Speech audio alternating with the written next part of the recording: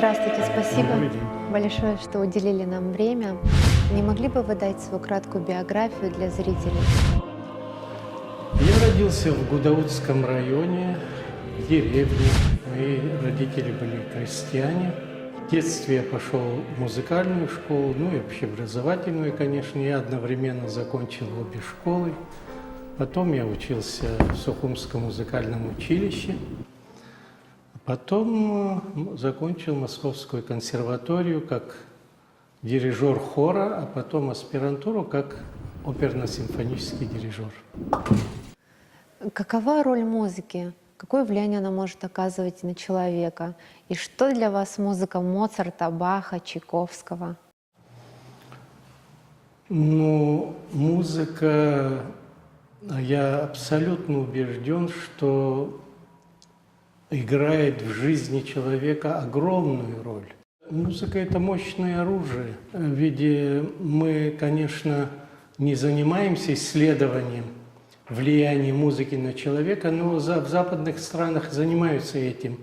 И пишут о том, что больше всего аварий, там, несчастных случаев на дорогах происходит после вечеринок, там, где люди слушают рок-музыку или громкую музыку, так скажем. Она на самом деле вызывает какие-то отрицательные эмоции, скажем, рок-музыка, да? В отличие от классической музыки, которая, наоборот, гармонизует человека, помогает расширять сознание человека, помогает видеть краски нашего мира. Это совершенно в разных направлениях, так сказать, двигается. Но это не связано с выпитым алкоголем или неправильным образом жизни. Это первично музыка влияет. Музыка влияет на человека, я думаю, больше, чем алкоголь. Ни один вид искусства так непосредственно и мгновенно не входит в суть человека, в вибрации человека, как музыка. Да? И, наверное, даже то, что в Библии написано, в начале было слово, да? Слово это уже звук, это уже вибрация. Мы не можем говорить вне музыки. Да? Вот в абхазском языке апсша, да? Там прямо четко говорится о том, что такое абхазский язык. Это музыка языка. Это не просто язык, в смысле знаков, да? А это песнь языка или музыка языка. Это очень важно. Поэтому очень важно даже, какой тон разговора человека, да, в какой тональности, скажем, он разговаривает даже. Я не говорю даже саму музыку уже классическую. Поэтому это очень важно, на это надо обращать внимание, конечно. Что за музыку мы слушаем? Не просто, как в современном мире принято говорить, молодежь любит рок-музыку. Когда ребенок, допустим, не знает, что можно кушать и что нельзя кушать, да, он может, не зная, употребить какой-то яд или что-то другое, да, в доме, химикаты. Но мы же не говорим о том, что ребенок это хочет, и поэтому он может это кушать, да. Мы это не даем. Мы как-то очень разборчивы, скажем, вот в каких-то вещах, и совершенно слепые, и неосознанно относимся к тому понятию, как музыка влияет на нашу жизнь. Поехали.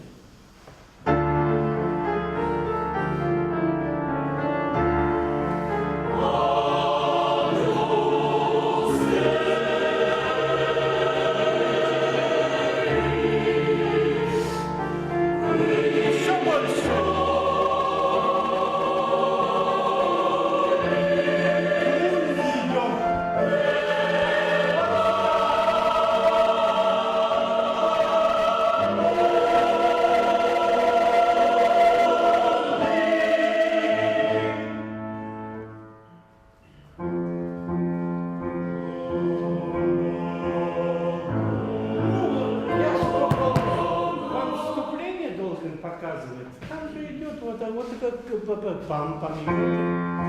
Вот, ну это капельки крови, которые пошли. Что я должен показать?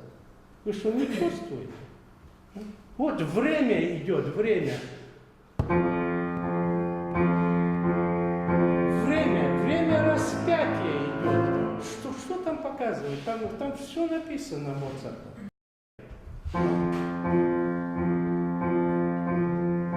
Да. Агнец Божий идет на распять, там, пам. Это время. Поехали. Какой профессор вам запомнился более всего? И много ли общего у вас было? Или наоборот, вы смотрели на какие-то вещи разносторонние? Ну, конечно, Московскую консерваторию, скажем, я сейчас всех преподавателей не могу называть, конечно, в Абхазии, скажем, вот Константин Ченгелия, да, вот, большую роль сыграл в моей жизни, потому что он, в принципе, и нашел меня, и убедил, что мне надо заниматься музыкой. А из более поздних, скажем, консерваторий, конечно, вот, мой профессор Виктор Иванович Краснощеков, вот, с которым я был очень близок и со всей семьей, потому что они так пожелали, мы часто встречались в доме, общались все, это были замечательные люди вообще. Ну, кроме того, вот, по оперно-симфоническому дирижированию Марк Фридрихович Эрмлер, это главный дирижер Большого театра.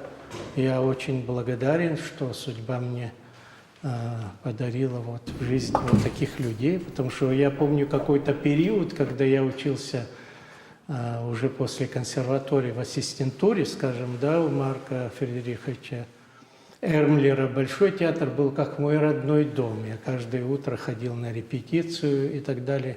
То есть это большая школа, это настоящая школа. Ну и кроме того, вообще Московская консерватория, я думаю, всем понятно, что это такое. Я знаю Константина Антоновича Ченгелия, он тоже считает, что музыка несет очень глубокое влияние на духовное развитие человека. Я думаю, многие композиторы это осознают. Безусловно. Не могли бы вы немного рассказать о корейском хоре? В корейском? Ну, во-первых, это не один корейский хор, потому что я работал со многими хорами. В Корее вообще моя основная работа в Корее – это не руководство хором. Я там был профессором университета, я был дирижером симфонического оркестра. А так было много концертов других, я и оперы ставил, и большие другие симфонические концерты давал, и, естественно, хоровые концерты с национальным хором Кореи, с национальным хором Сеула, с хором учителей, то есть очень много. На абхазском языке? На абхазском языке, да, это не с одним хором я записывал, есть несколько записей абхазских народных песен на абхазском телевидении, но они записаны разными коллективами. Да, так что это не один концерт, это было несколько концертов с разными коллективами. Очень интересно, люди, исполняющие песни на абхазском языке, которые являются не абхазами, они как-то говорили, что что-то особенное чувствуют или что-то менялось у них внутри? Как они относились к нашему? Безусловно. Как я сказал, сам абхазский язык уже подразумевает музыку. Плюс еще музыка, скажем, мелодия, это, конечно, влияет тем более на профессиональных музыкантов. Вот. И они проявляли огромный интерес. С моей стороны это было просто предложение спеть, скажем, абхазскую народную песню. Ну, он же сложный язык, наш язык. Да, ну, абхазский язык, я вообще не могу сказать, сложный или несложный. Это язык. И нас постоянно почему-то убеждают, что это какой-то вот особо сложный язык. Я думаю, что это глубокое заблуждение. В мире очень много тяжелых языков, но когда дети учат это как свой родной язык, это для них не тяжелый язык, и вообще не должен стоять вопрос, тяжелый или не тяжелый. Да, наверное, для француза нелегко, да? Или для корейца какие-то звуки выговаривать, абхазские, скажем, там, вот такие звуки специфические, да. Это работа дирижера, это надо знать, как артикулировать. И в итоге вот получается, что корейский хор поет, я надеюсь, что каждое слово понятно. И абхазам понятно, о чем поется. Да. Но это просто чисто профессиональная работа. А так абхазский язык очень красивый язык, и он не является каким-то особо сложным языком. Да. С 92 по 93 год вы были министром образования в Абхазии, и был введен урок Апсуара. К сожалению, сейчас нет уроков по Апсуара. В чем значимость и как не растерять эту духовную ценность людям? Да, я был министром образования и культуры в то время. Кстати, я так и остался единственным таким министром. Я считаю, что совершенно зря были разъединены эти министерства, потому что они связаны корнями.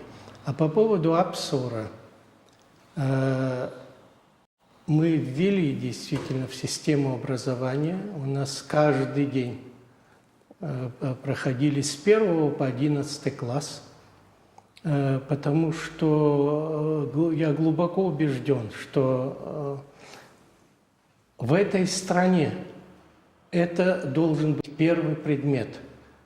Почему? Потому что это культура. Апсуара – это синоним слова «культура», потому что культура тоже от слова «возделывание», «делать», от слова «делать». Апсуара – это тоже аура, делать, а пс – это душа, то есть возделывание души. Это культура. Другое дело, что в официальной науке сегодня транскрипция вот самого слова в середине 2 буквы местами поменяли, и получилось апсуара. Это большая ошибка, которая уводит совершенно в другое направление, в другое русло. В русло гордыни, что мы какой-то, как вот мы говорим, абхазский язык очень тяжелый, абхазы это вот совершенно какой-то другой народ, да, Апсуара, что ни у кого такого нету. Это вот так рассуждать нельзя. Это начало конца. Да, это начало конца. Как только человек дает вот установку в себе гордыни, вот все оттуда начинает происходить. На самом деле нам это совершенно не нужно, потому что это путь в тупик. А когда у нас есть величайшая культура, которая формировалась, которая складывалась в течение тысячелетий, и которая называется апсаура. Апсаура, то есть возделывание души, или делание души, или работа над душой. Тогда все у нас складывается, да? Вот мы же говорим, что у нас не страна абхазов просто, а это страна души. Правильно? Абхаз – это кто? Это же не просто биологическая единица, это человек души. Чем занимается человек души? Ну, не просто, наверное, своей гордыней, а он занимается возделыванием своей души, или он работает над своей душой. То есть все выстраивается, и страна души, и человек души, и духотворчество, и так далее. Нам совершенно не нужно говорить о том, что наше отличие от других народов – это вот наши традиции, как встать, как сесть, как там встретить взрослого человека и так далее. Это у всех народов есть. В той или иной степени. Ну, в Европе не приветствуют стоя человека. Но это просто такая традиция сложилась, да? Ну как просто? Просто, конечно, ничего не складывается. Но, допустим, на Востоке, вот в Корее, та же Корея, там более чаще приветствуют стоя, и там наверняка более уважительно относятся к старшим и к памяти старших. ушедших уже в иной мир. То есть эти традиции, они есть в разных странах, особенно у восточных народов, это все сохраняется. Но это обычаи, традиции и так далее. Но то, что касается Апсура, да, это не просто обычаи, это невозможно вот так понять, что такое Апсура только по обычаям. Потому что любой обычай, он имеет корни. То есть религия, дальше идет традиция, которая складывается из религиозных представлений, дальше идет дисциплина, и заканчивается это законом. То есть начиная от религии, традиция, дисциплина, закон. Это государственное устройство, в принципе, все заложено вот в этом. И поэтому абхазское государство, если когда-нибудь, я надеюсь, дойдет до понимания вот такой глобального масштаба культуры, которой мы владеем, которой сложили наши предки, нам будет легче жить, нам будет легче строить, потому что мы будем знать, что мы строим, как мы строим и куда мы идем. Вы стали у истоков национального освободительного движения. Абхазия на сегодняшний день независимое государство. Что нужно сделать, чтобы не терять самоидентичность, духовной ценности в век вседозволенности? Ну, вседозволенность – это, в принципе, слово, которое… Вот вседозволенность все равно не бывает, да, вот для всех людей. Потому что это какая-то категория людей, которые не управляются, они не воспитаны, да, в семье, вот не получили образование. Но у меня к таким людям тоже свое какое-то отношение. Я всегда стараюсь понять, в чем причина, что вот такие люди, скажем, вот сегодня живут, да, среди нас, которые, скажем, очень пренебрежительно относятся, ну, ко всем, скажем. На улице мы видим это, и в торговых точках, скажем, в магазине, в ресторане, куда ни зайдешь. Очень часто люди даже неосознанно, они грубят. Наверное, когда здесь постоянно живешь, как-то привыкаешь вот к этой грубости. Но живя где-то в другом месте, когда приезжаешь сюда, вот, и ты видишь вот эту разницу, да, все-таки, ну, так не должно быть. Но я всегда стараюсь понять, а почему? Ведь кто-то виноват в том, что люди стали вот такими неуправляемыми или, скажем, грубыми. А что государство сделало для того, чтобы эти люди не стали таковыми? Что сделали родители? Что государство сделало для родителей? Что сделала школа? Что в них вложило это?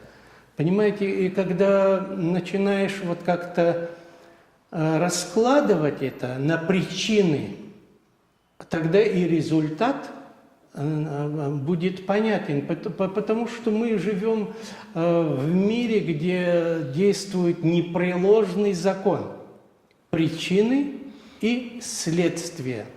Но мы так устроены, что мы очень часто говорим о следствии, что нам это не нравится, нам то не нравится, третье не нравится. Но если что-то нам не нравится, надо менять. Да?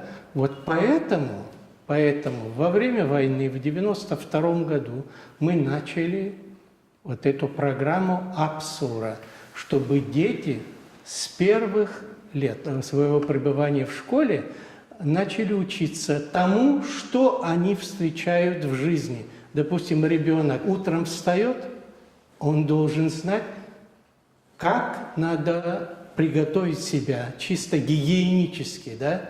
Как надо настроиться, как надо себя вести в транспорте, пока он добирается до школы, как надо с учителями. Ну, то есть весь комплекс вопросов, которые возникают у ребенка, скажем, в первом классе, чтобы он получил ответы в школе.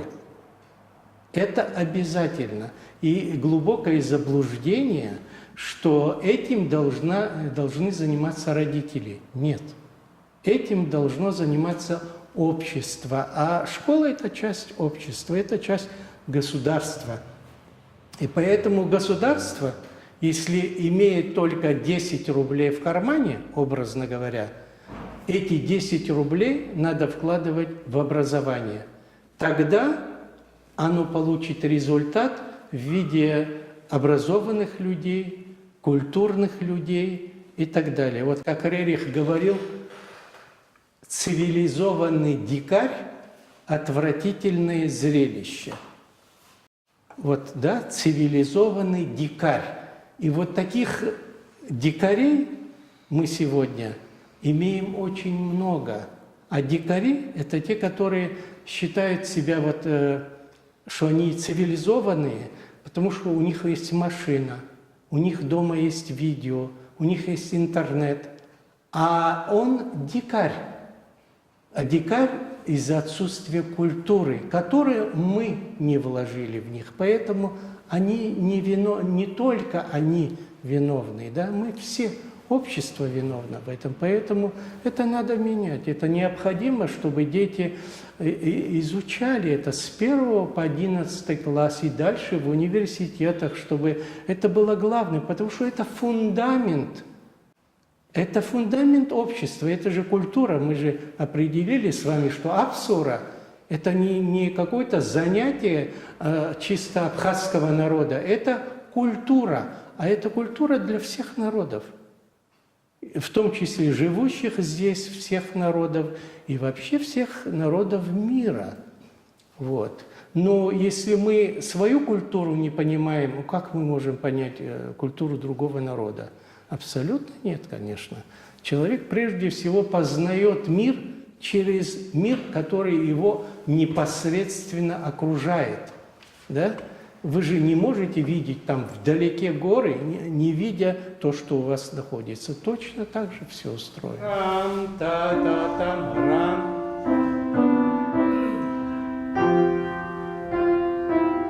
И заключено.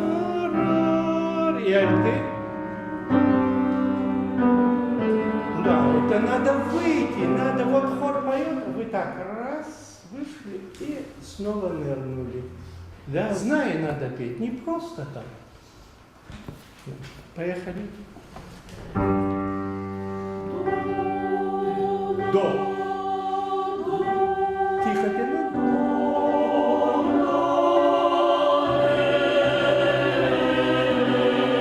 Сопрано отвечаем. Вместе пошли басы. И все слушаем. У меня достаточно следующий вопрос сложный. Как вы считаете, почему никак не появляется, или, возможно, не пришло время, лидер нации? Где этот лидер, который смог бы объединить нас, как некогда предыдущие появлялись, можно сказать, героические люди? Да, ну каждая эпоха, конечно, не может рождать выдающихся личностей, это понятно. Вот. Но с другой стороны, более-менее достойные руководители должны быть всегда, должны быть, но они не всегда есть. Вот ситуация, когда я приехал из Москвы после учебы, была тоже очень сложная, не менее сложная, чем сейчас. Вот. Тогда были национальные проблемы, тогда были огромные проблемы, потому что даже вот я, абхазец, который родился здесь, я по законам советским, я же советский человек, выписывались здесь, скажем, и мы в Москве прописывались во время учебы, а приехав сюда, опять должны были прописаться здесь. И меня не прописывали. Как вы можете себя чувствовать, когда в своей собственной стране вас не прописывают, то есть вас не хотят? Это потому, что здесь был вопрос национальный. Но мы не падали духом, мы понимали, что надо что-то менять. Это ненормально. Вот так. И постепенно мы пришли к объединению молодежи. У нас создался союз творческой молодежи. из Союза творческой молодежи, мы уже в Союзе творческой молодежи решали многие вопросы, вопросы экологии, вопросы религии, вопросы больших споров в церкви, которые эти споры, кстати, немножко другого плана и до сих пор продолжаются, конечно. Вот. Мы решали такие вопросы, а потом уже из Союза творческой молодежи мы переросли уже в Народный форум Айтгалара. Это молодежь все делала. Конечно, когда мы создавали Айтгалара, мы понимали, что мы молодые люди, и надо было учитывать психологию нашего народа, кавказский менталитет, и поэтому мы привлекли патриотов более взрослого поколения, интеллигенцию нашу. Кроме того, у нас была мысль уже далеко идущая дальше, чтобы объединить Кавказ. Вот. И поэтому, исходя из вот таких целей, мы, соответственно, действовали. Вот. И сделали такую структуру, очень работающую. Уже Айтгалар это как бы стало историей, и можно со стороны уже посмотреть, это было очень демократичное движение, не националистическое, это было народное движение, то есть оно объединяло все народы, которые живут здесь. Абхазов, русских, армян, греков, естественно, малочисленных немцев, которые у нас. Ну, потому что мы так сделали, что вопросы Абхазии, проблемы Абхазии стали их проблемами. Они и были проблемами. Мы просто показали, что мы не хотим просто каких-то исключительных прав, и у нас нет каких-то интересов исключительных для одного конкретного народа, абхазского народа, да? И поэтому многие народы нас поддержали и участвовали во время войны. И вы знаете, даже вот весь Кавказ, я в жизни, допустим, вот в то время, это 89-й год, время создания Народного форума, я к тому времени ни одного чечена не видел в жизни. Как это получилось, я музыкант, учился в Москве и так далее. Северный Кавказ мы не знали, но мы знали, что надо объединяться, что у нас культурные корни, в смысле просто как информация у нас была. И поэтому мы объединили, да, мы создали съезд и пригласили со всего Кавказа, и это все запрещалось. Ну, в советское время это и КГБ запрещало все заниматься этим делом, и угрозы были очень серьезные. Но мы понимали, что это необходимо. Это необходимо. Поэтому, когда случилась война, вы же знаете, что северные кавказские наши братья сразу пришли сюда.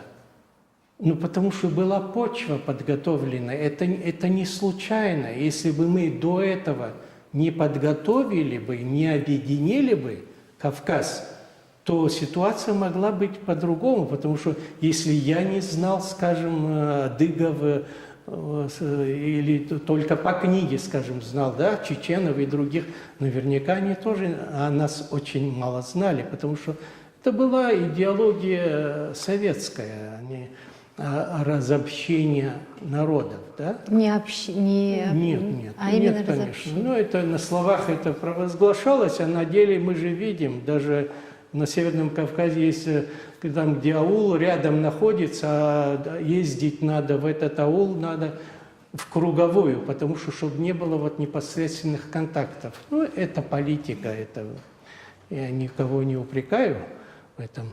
Вот мы создали Айтгалара, да? Ну вот и появился лидер, да, Владислав Григорьевич Ардзенба. Он же просто тоже, он был подготовлен вот этой средой, да, Союз творческой молодежи, Айтгалара, Ардзенба. там были мыслители. Они мыслители не могут создавать государство. Есть понятие государственного мышления. А есть злодеи-мыслители? Злодеев всегда хватает. Вот позитивно мыслящих людей всегда меньше. Людей, которые даже не злодеи, они, может быть, в сущности не злодеи, но люди, заблудшиеся в этой жизни, не знающие своего предназначения. Для чего он вообще родился на этой планете? А предназначение у каждого — созидать? Апсора. Возвышать свою душу. Это независимо от национальности. Вы не можете построить дом, не сделав фундамент. А фундамент должен быть крепким, и он должен абсолютно математически соответствовать той высоте здания, которое вы строите, иначе все рухнет. Так природа устроена. Да? У травки маленькие корни, а у дерева более глубокие корни, иначе оно рухнет. То же самое государство – это закон. Мы не придумываем законы Вселенной. Человек не в состоянии, потому что мы не творцы. Творец совершенно другая сущность, да? И даны законы, которые мы имеем право и способны изучать. И, соответственно, вот этим законом не нарушать. 4 глава нашей Апсора – это закон, который нельзя нарушать. Спасибо. На своем примере вы показали, что произошло то, что казалось невозможным, когда восторжествовала справедливость, и абхазы на сегодняшний день хозяева своей земли. Значит, мы можем ожидать, что когда придет время, появится лидер. Но время само не приходит просто так. Если мы в свое время сделали айдгалара, то есть единение, вот мы посадили, скажем, да, через какое-то время взошел бутон розы, лидер нации, да? А сегодня все разобщено и ничего не сажается. Вы видите, сколько партий айдгалара, единение, а результат – много партий. Это как разбитая ваза, и получается отдельные части. В Абхазии это совершенно не нужно. Не нужно. Это даже стыдно. Ну, честное слово, стыдно. Вот я не представляю себе, чтобы я создал вот сегодня в Абхазии какую-то партию, да, группу людей, и вот я считал себя руководителем партии. Это стыдно, потому что не отдельных людей группу создавать надо, а надо создавать айдгалара. И вообще вот то, что было создано, это было уникальное явление, это было движение, которое было признано самым демократичным на территории Советского Союза. Вы знаете? Даже радио «Свобода» в неделю несколько раз брало интервью. Да, потому что они поняли, что это не националистические лозунги, это гуманные, общечеловеческие. Вот у нас были требования и желания, понимаете? Был сделан великолепный орган, который объединял все народы, которые живут в Абхазии, айдгалара. Его нельзя было разрушать, это была глубокая ошибка, это заблуждение. Но все равно к этому должно вернуться. Через страдания, конечно, потому что мы сами разбили свой кувшин. Теперь надо собирать. А это очень тяжело. Вы знаете, легче вот сохранить сосуд, который у вас есть, чем его разбить, а потом по кусочкам склеивать его. Вот. Ну, к сожалению, так произошло. Из-за отсутствия государственного мышления. Нехватки государственного мышления. Взяло вверх желание людей занять какие-то должности. У нас этой цели не было. И время показало. Есть некоторые мои соратники, с которыми мы начинали айдгалара. Они никакие должности не занимали и не занимают. Нам это не нужно, потому что главная цель была, чтобы мы сохранили свой народ, народы, которые живут на нашей земле, и все уважали друг друга, и все люди чувствовали, что это не просто географическая территория, где человек живет и копит свое богатство, а это духовное предназначение этой земли, что он живет вот эту жизнь, по крайней мере, да, на этой планете, вот в этой стране. Это же огромная ответственность. Я, например, жил в разных странах, но я все равно отсюда, мои корни отсюда, да. Если человек другой национальности, не абхаз, ну так Бог захотел, что он родился здесь, это должна быть его страна.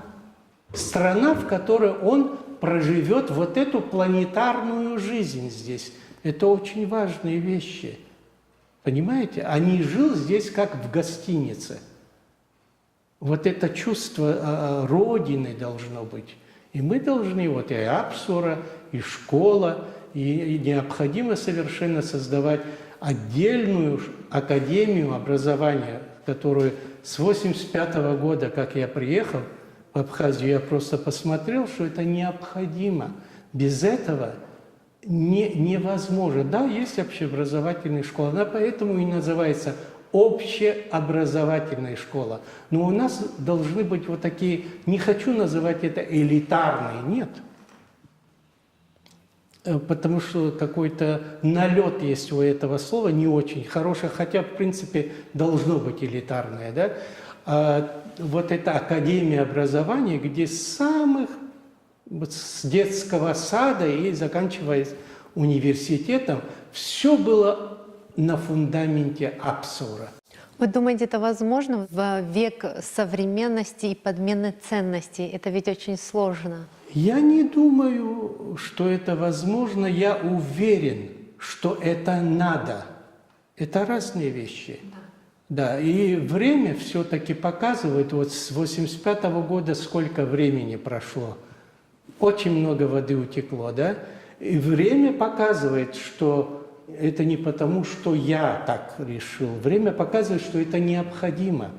Вы понимаете? Если бы мы в 1985 году сделали бы такую школу, где бы учились абхазы, русские, армяне, греки, все, даже был план, чтобы из Сирии, Турции, абхазов, да, привозить, чтобы они там жили, это интернатовская система, чтобы дети изучали, естественно, это все на фундаменте Апсура, и музыку, и там и древнегреческий язык, и французский язык, и классическая музыка, и живопись. Мы бы сегодня имели вот тех лидеров, о которых вы говорите, образованных, да, президентов, которые играют, скажем, на виолончели или там, на трубе, да, и другие управленцы. Потому что это необходимо, раз когда-то не было государства, да? Или люди, которые живут в джунглях, там группы аборигенов, они не нуждаются в государстве, они нуждаются в вожаке. Но все равно вожак нужен. Без этого невозможно. Но на каком-то историческом этапе развития мы решили создать государство. И мы хвалимся, да, что у нас есть, мы за это государство воевали. И не раз. Так давайте тогда вот создавать такой управленческий механизм, который будет управляться вот этим государством. Иначе просто так выбирать лидеров, что он хороший парень или там кто-то чей-то знакомый, вот как мы сегодня делаем, да, это будет продолжаться. Вот как, если мы довольны тем, как мы сегодня живем, да, тогда ничего не надо создавать, и академию не надо, как я говорил, образование. Просто продолжать надо. Но будут те, кто будут кричать, что не надо. Кто? Ну, найдутся такие люди обязательно. Когда делаешь что-то благое, обязательно найдется тот, кто будет мешать, умышленно или неосознанно. Ну, разве кто-то сказал, что дьявол покинул эту планету? Он всегда противостоял Богу. Испытывал, да, людей. Он испытывает, да, всегда найдутся люди, которые будут противостоять. Даже если человек совершенно ничего не хочет для себя. Разве история Христа нам ничего не говорит? Что хотел Христос для себя? Ничего. Просто мир. Он хотел для людей. Но все равно нашлись люди, которые стали против него и распяли. Поэтому не надо на это обращать внимание. Да, есть день, есть ночь. Но день существует, потому что есть ночь. Да, и поэтому есть люди, которые будут, да, противостоять, что это не надо. И Апсура, когда мы начинали, вводили в школу, были люди, которые возмущались, почему это. А потом уже, когда я уехал, это убрали из школьной программы, потому что те, кто пришел после меня, министры, они считали, что это не важно. Они есть сегодня, и они руководят, вот такие люди. Но это говорит о том, об уровне нашего общества, что люди, считающие, что не надо культуру преподавать или преподносить, да, они руководят. И поэтому, понятно, что ждать какого-то мгновенного просветления в этом государстве. Я понимаю. Спасибо вам за ваши благие намерения. Я желаю успехов. Я думаю, многие люди присоединятся или равнодушны, которые любят свою родину искренне.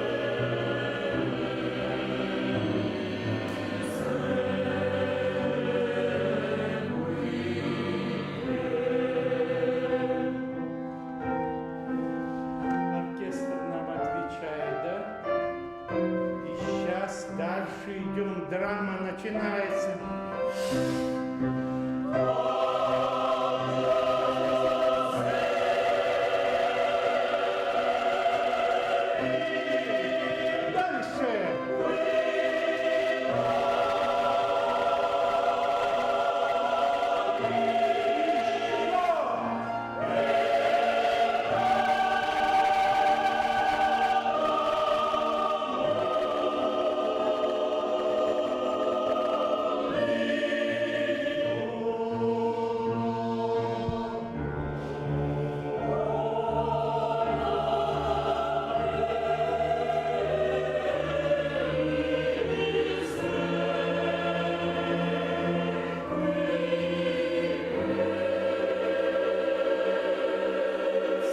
Закончилась драма «Вечный свет».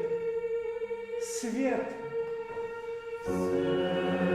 Тихо, тихо. Выше. И света больше, больше.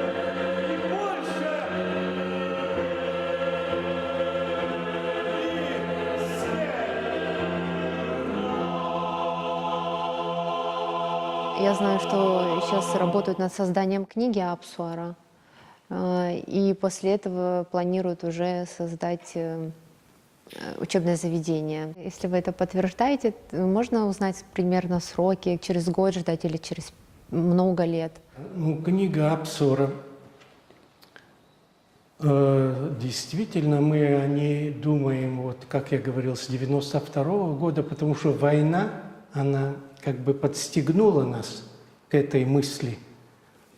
Это было какое-то действительно прозрение свыше данное о необходимости возвращения народа к своим корням, к своим ценностям. Вот, что будущее невозможно. Как не может дерево жить без корней, так и народ не может жить без своего прошлого, естественно. Не вдаваясь глубоко в подробности, я скажу, что вот на сегодняшний день я не переставал никогда думать, вот с 92-го года, и все мысли как-то складывал и систематизировал, да, и вот поэтому, вот на данный момент абсолютно у меня выстроенная, стройная система, которую я вам изложил, да, религия, традиция, дисциплина, закон. Она абсолютно выстроена в моей голове. Вот, поэтому есть люди, ученые, которые разделяют мнения. И мы, единомышленники, хотим общими усилиями создать такую книгу, написать. Я думаю, через года полтора-два эта книга будет. Вот. А то, что касается Академии образования, она никак не связана и непосредственно с созданием книги. Ее надо было, как я говорил, давно создавать. Это совершенно необходимо. Дело в том, что после 1992 года, когда мы это объявили среди ученых и так далее, тогда еще Владислав Григорьевич был жив, многие ученые откликнулись, все писатели, ученые написали книги уже, кое-что есть, много разработок есть в этом плане. Было, конечно, очень много материала собрано непосредственно преподавателями Апсора, но поскольку этот предмет был убран из учебного плана, и многое потерялось уже.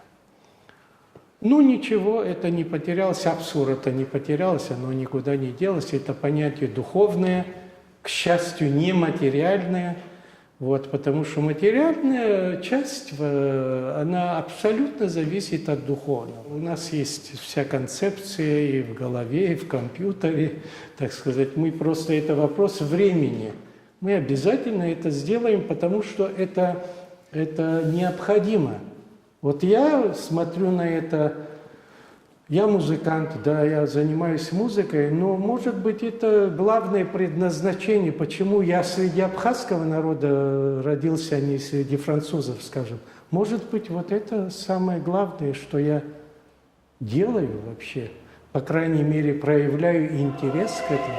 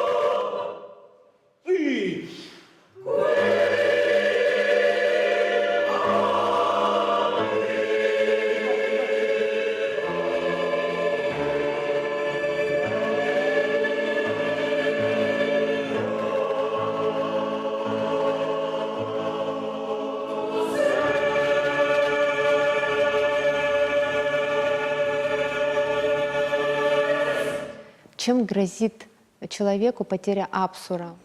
Тем, что он потеряет образ человека.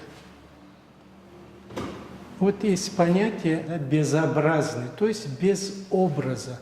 Ведь все то, о чем мы говорим, апсура, и культура, и религия, там, и все, для чего это все? Для того, чтобы создать образ человека. Образ, похожий на образ Божий, да? Это независимо от религии. Это главная цель, потому что ребенок, когда рождается, он рождается как человек, да?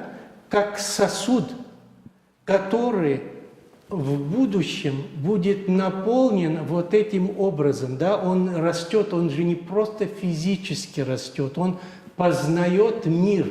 Само слово «религия» – это связь, по-русски, да? Связь. А связь с кем? Естественно, с Богом. То есть, когда мы куда-то посылаем своего ребенка, мы его ожидаем. Точно так же каждый человек послан на эту землю, чтобы, познавая, идти по этому пути познания, вернуться к Создателю, да, Отцу Небесному. Это в любой религии, в принципе, вот эта мысль заложена.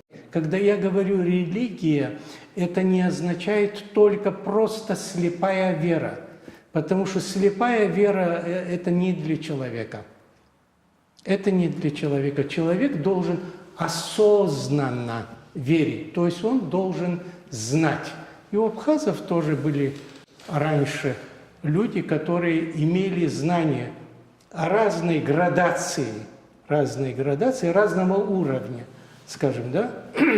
Атайша, адритша. То есть люди, простые люди спрашивали у них, как в таком случае надо действовать. Да? Были люди, которые обладали неимоверной духовной силой. Да? Допустим, когда в горах случался обвал, и невозможно было пройти, а надо было пройти, да?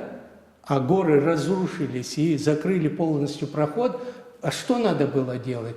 Они приглашали специальных людей, которые были одеты в белые одежды, они произносили тайные молитвы, и вот эти камни превращались в пыль. Не могли бы вы для зрителей уточнить, когда приблизительно это было? Потому что уверена, что для многих это покажется чем-то немыслимым. А мы, абхазы, мы знаем, что это относительно недавно.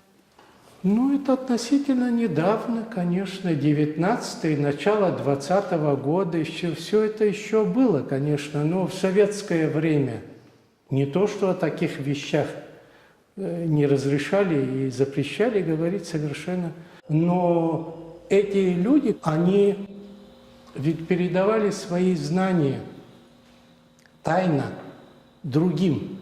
Да? Есть вещи, которые я не могу делать, но вы можете делать, другой может делать и так далее. Вот вы говорите о том, что потеря апсура. Это не потеря культуры. Что для человека? Это потеря образа. Когда нет образа, это просто биологическая единица, которая кушает, которая ездит и так далее. Скажем, вот в Европе, да, ну, в некоторых странах Европы убрали части религии, да, сейчас же не приветствуется религия, не приветствуется понятие национальности. Ну, во Франции африканец тоже француз, потому что в паспорте написана национальность, это означающее у нас гражданство. Понимаете, какая подмена очень хитрая произошла, потому что у нас все-таки я могу быть армянином или русским, но гражданином Абхазии, а во Франции нет. Во Франции националите означает, что вы француз. И вот поэтому они все себя считают французами. На этой планете есть скажем, существа, которым не нужно национальное самосознание, национальный образ, апсура. Да? Им нужны просто люди, которые идут, скажем, в Ашан или там большие магазины, купят много. Вы же знаете, какими корзинами уже на колесах люди покупают огромное количество еды, а это их бизнес. Вот для них совершенно не важно, вы абхазка или француженка, или китаянка. Им нужны просто люди биологические, которые совершенно не имеют национального самосознания, которые пришли, взяли, покушали, и вот потом опять пришли и так далее. Мы должны это понять. Да. И потом, если конкретно говорить обо мне, я себя назвал Апсу. Апсу. А зачем мне это выпячивать? Я назвал себя человеком души. Что мне, надо еще дополнительное что-то говорить? Нет, совершенно. Ну, раз ты себя назвал так и живи так. Иначе надо называть себя другим человеком. Но это не говорит о том, что другие люди – это не люди души. Нет, но у них свои задачи. Ведь у каждого человека, у каждого растения, у каждой букашечки на этой планете свой путь, который вместо меня никто не пройдет. Да? И это мы должны ценить. И мы должны ценить каждого человека, каждое животное. Да? И не придумывать себе такие обряды жертвоприношения, как мы придумали. Да? Мы убеждаем себя, что убиваем, скажем, там животные и приносим в жертву Создателю. Ну как это? Как может наш Создатель желать кровопролития, да, какого-то? Ну, это смешно. И поэтому надо нам прежде всего, что нам, людям, мешает? Нам мешает сознание, наш уровень сознания. Он должен быть абсолютно открытым, чтобы сознание свыше, да, сознание свыше проникало в нас, а мы не навязывали бы миру то, как мы представляем, что вот так должно быть. Потому что вы же видите, что в нашем мире постоянное осуждение, все не так. Да, все не так. Я не осуждаю. Хотя что-то я говорил сегодня, да, но это говорит о том, что я не принимаю. Вот это должно быть вот четкая градация, четкое понимание, да, не как вот в христианской вере, да, ударили по правой, положите левую или наоборот, да. Нет, совершенно этому никто не учил. Ни один пророк или ни один, так сказать, Господь не мог этому учить. Ни Христос, ни Магомед, естественно. Вот. Потому что мы должны четко различать, что хорошо, что плохо. Что от Бога, что от дьявола.